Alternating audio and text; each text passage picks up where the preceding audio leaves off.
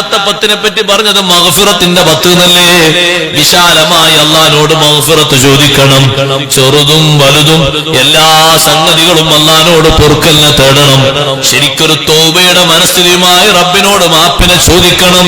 ശരിക്കും മഗ്ഫിറത്ത് ചോദിക്കണം. ആ ചോദിക്കുന്നത് നമ്മുടെ കണ്ണും ഖൽബും അറിഞ്ഞ് ചോദിക്കണം. അങ്ങനെ ചോദിക്കുമ്പോ അല്ലാഹു തആല നമ്മുടെ ഉദ്ദേശം പൂർത്തീകരിച്ചു തരും. എന്താണ് ഉദ്ദേശം? നമുക്ക് അല്ലാഹുവിന്റെ മഗ്ഫിറത്ത് വേണം. അല്ലാഹ് പാപം പൊറുത്ത് നമ്മളെ നന്നാക്കണം. പാപം പൊറുക്കപ്പെട്ടവരിൽ നമ്മൾ ഉൾപ്പെട്ട് കിട്ടുകയും വേണം. റമളാനിന് അങ്ങനത്തെ ഒരു ആത്മീയമായ ചൈതന്യമുണ്ട്. അത് ശരിയായി ചോദിച്ചു ഉൾക്കൊള്ളുന്ന ആളുകൾക്ക് വല്ലാത്ത ഹരമാണ്. ചോദിച്ചാൽ അല്ലാഹ് പുറത്തു തരൂലേ? പുറത്തു തരും.